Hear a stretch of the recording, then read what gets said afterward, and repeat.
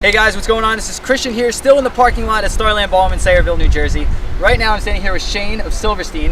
And a quick little story, the way I found out Silverstein was probably about 2003 or 2004. I bought Tell All Your Friends, the Taking Back Sunday album, and on here was a Silverstein song on a sampler for Victory Records. So this is a really good moment for me right now. I'd really like to thank you for doing this interview. Hey, yeah, no problem, man. Thank you. Yeah. So first things first, first day of the Scream It Like You Mean It tour. You said you went out to lunch and had management and everything, but how's everything going with life right now? Everything's going great. I mean, it's a real turning point for our band right now.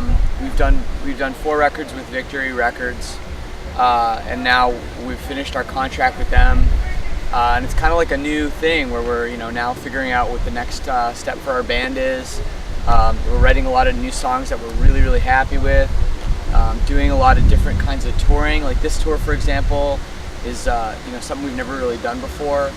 So we're just really stoked and happy with everything we're doing moving forward. All right. Well, you guys have been around for 10 years now, obviously, because you came out with the that Decade album. But you guys have had such an influence on the screamo hardcore scene. How do you feel it's been? Like it's almost transitioned from you guys where you were playing with like a singing, screaming kind of style to now it's mostly screaming with breakdowns. How do you feel this like transition has been going into this modern music scene? Yeah, I don't know. I don't think about it too much, really. Like we've always kind of considered ourselves, in the punk rock scene. The whole screamo term and stuff that we've been labeled. It wasn't something that we really like took and ran with. We toured with some of our first tours were with like Hot Water Music and Strike Anywhere and like those kind of bands. So it just kind of it turned into what it is today, and a lot of the younger bands coming up. I guess Under Oath was a big influence, and they're our peers. Under Oath really influenced those bands, and I think that's a big part of what's kind of come out of the younger bands in the scene. But I mean, we embrace that too, and a band like the Devil Wears Prada, we've been friends with them for years, and they're a great band and they do amazing. So we're stoked to be doing this show with them today. All right. Well, you guys listen to a lot of like Cap'n Jazz, Mineral, Promise Ring, almost that Midwestern 90s emo. How do you guys really try and relate those influences into Silverstein? Well, in the beginning, we really were just setting out to emulate those bands. I mean, if you ever heard some of our first demos we did, there wasn't any screaming. It wasn't very heavy. It was very much, that vibe. But at the same time, we came from a scene that was a punk rock scene, and we had a great venue in my city of Oakville where we'd have hardcore shows every weekend, where all the bands, it was just all screaming hardcore. And that really, I think, took a big influence on us too. And like a band like Buried Alive came through, and like I Killed the Slave Master, I remember they played, and so many just like random 90s, hardcore bands would come through, and that became something that we really, started to fall in love with. And we wanted to toy with the idea of kind of bringing those two genres together in a way that nobody had really done before, except maybe Grade, who was a big influence of ours too. So that's kind of where we kind of developed our sound, and we'll still come up with like a riff or something, or a part will be like, dude, that's so Mineral, or a part that's very Braid or whatever. So still very evident, I think, in what we do in our music today even. Okay.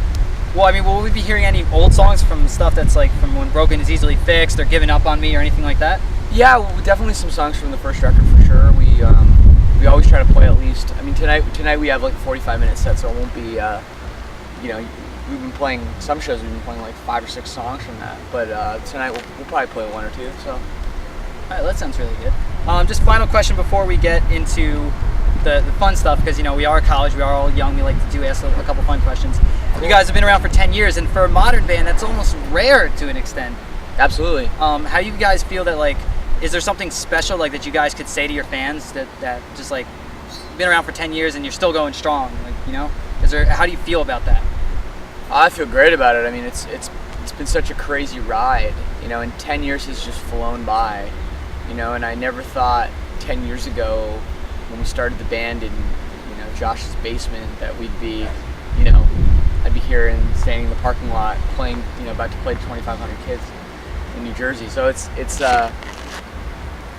been a wild ride, and I think, I really do want to thank the fans for all their support and enabling us to, actually make this band, a career and a job, and us being able to really focus on this and think about this for the last 10 years. And it's been awesome, and I hope we can do it for a lot more time, maybe another 10 years.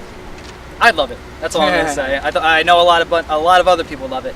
But now let's have a little bit of fun. I got 3 questions for you. Maybe bring out a little bit of a chuckle.